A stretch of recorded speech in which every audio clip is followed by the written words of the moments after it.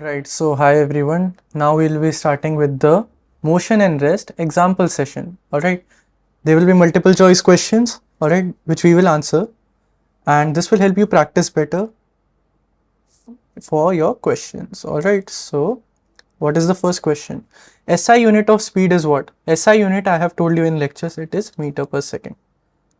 Not kilometer per hour, not centimeter per second, not kilometer per second. A body is said to be at rest if its position, what? If its position changes or it does not change? It does not change. It remains constant. Alright? Constant. No change. Constant means no change. Alright? Which of the following is an example of rectilinear motion? What is rectilinear motion? Linear? In a straight line? Okay? What here shows a straight line? Rotation of a wheel, pendulum swinging back and forth. Pendulum swinging back and forth is what? Periodic motion, oscillatory motion, okay? Motion of a car on a straight road, that is rectilinear motion, okay? Movement of a ceiling fan is a circular motion, okay? Now, which of the following term describes the change in position of an object with respect to its reference point? What is supposedly I showed you in our lectures, there's a change in position of the object with respect to something, with respect to the ground. What will you call this? It is motion, okay? Not speed, not acceleration, not rest, it is motion. Circular motion is an example of what? Translatory motion, oscillatory motion, rotational motion, vibratory motion. There are various types of motions, okay? But a broad term is circular motion. Which best over here suits circular motion? Rotational. Alright, I told you the earth, okay, it rotates. Okay, it rotates. This is rotational, circulatory motion. Alright, it goes in this direction. A car travels a distance of 120 kilometers in 2 hours. What is its average speed? To calculate speed, we use the formula of speed, that is distance upon time. What is the distance given here? 120 kilometer. And see the options. It is all in kilometer per hour, kilometer per hour, kilometer. We need not change it to SI units. Alright. Here distance is 120. Time is in hours. 2 hours. Divide. 2 6 is 12. 0. 60 kilometer per hour. What is your speed? 60 kilometer per hour. Simple. Which of the following instruments is used to measure speed? It's simple, it's a speedometer. You can read speed over here in case you forget. And what is an odometer? It is for distance. It will be in the next question. Which of the following instrument is used to measure the distance traveled by a vehicle? Okay, I told you it's an odometer. Okay, it shows distance. SI unit of distance is meters. Okay, odometer. A car travels a distance of 320 kilometers in 4 hours. What is its average speed? In meter per second. Now that's the keyword over here. In meter per second. They are given in kilometer the distance. Hours mean they have given the time. How will you convert it? Okay. So basically you put distance first. In the denominator you put the time. What is how many meters make a kilometer? You multiply it by that much, 1000 meters. How many seconds make 1 hour? Okay, 1 hour has 60 minutes. Multiply by how many seconds in a minute? 60. This is your formula. Okay, you break it down. Alright, kilometer to meters, hours to seconds. Okay, now you do the simple division. Alright, cut the zeros. Divide this by 480, there is a 10 over here, so it will come out to 800 upon 36. Again divide by 4 9s are 4200. You divide this by 9, it will approximately come to 22.22 something. Alright, approximately equal to 22.22 meters per second. Meter per second. Okay, answer is 22. Which of the following is a scalar quantity? What do I mean by scalar? Alright, what do I mean by scalar? No direction. Okay. Following is a scalar quantity. Velocity, it has direction. Force is in direction. Distance, no. Distance does not have direction, so it is a scalar quantity. Which of the following is a vector quantity? Speed, time, mass, displacement. Like I said, displacement. From A, we were traveling this way to B. This will show distance, but this shows displacement. Okay, it is in this direction. It is in this direction for this. Okay, so it has direction. The speed time graph of a body moving with uniform speed is what? Alright, the speed time graph is shown like this. This is a graph. Alright, always remember. Speed time graph means on x we have speed, okay, and over here we have time. Now something is moving with a uniform speed in uniform intervals. Alright, you remember that car? It was moving uniform distance in uniform time. What will be the graph? Alright, if you've seen the graph, it goes like this, sometimes it goes like this, sometimes it goes like this. What will be the graph?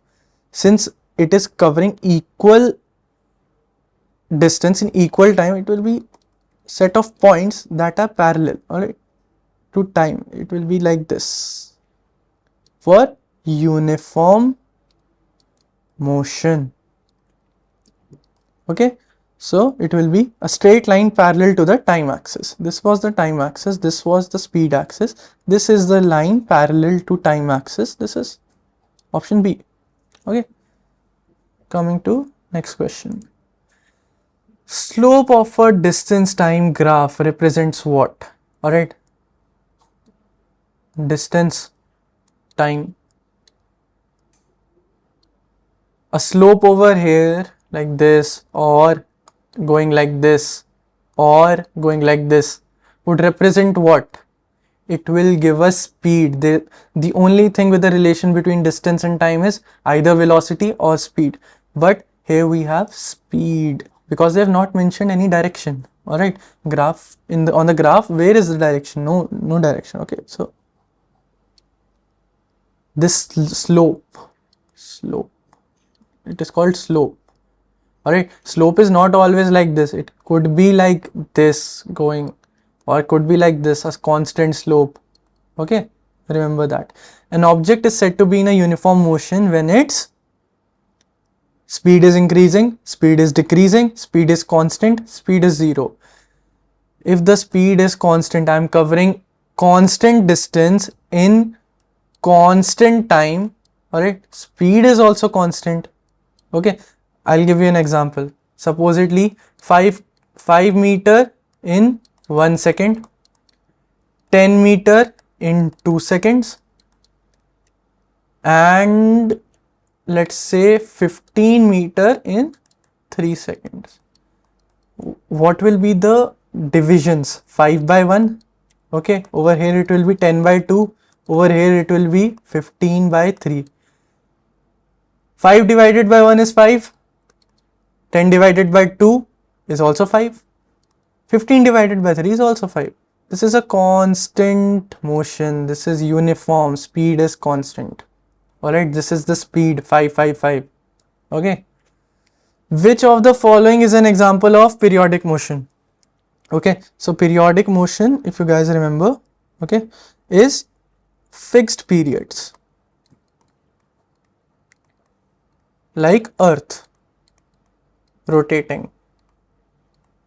Okay. Motion of a ball thrown vertically upwards, motion of a car on a straight road, motion of a pendulum, or motion of a train on a circular track. Okay.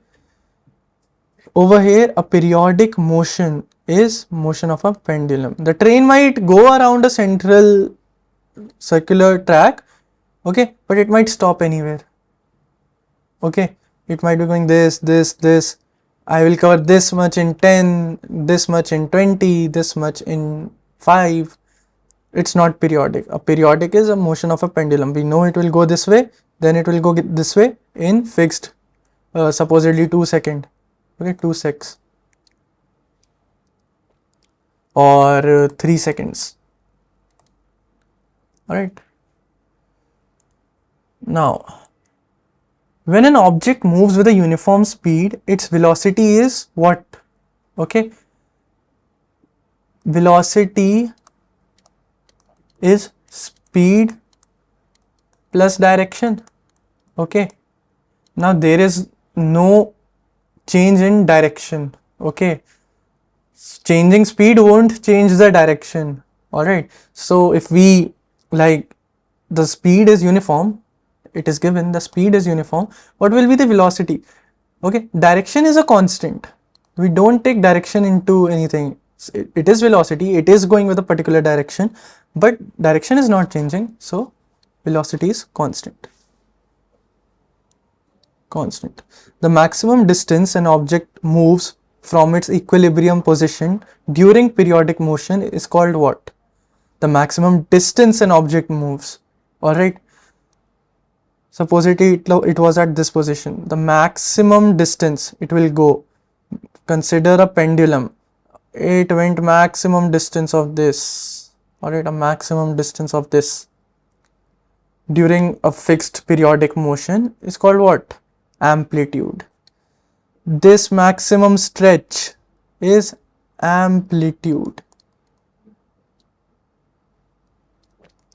Alright. Next question. The time taken by an object to complete one full oscillation is what? Alright. So like to and fro movement we all know. Alright. This was the point of reference. It goes this way, it comes this way, and it goes back. Okay. So time taken by an object to complete one full oscillation is called what? Time period, frequency, wavelength, amplitude. It is called a period. Alright. The amount of rotation or the amount of times it goes will be frequency. Alright, it would be frequency.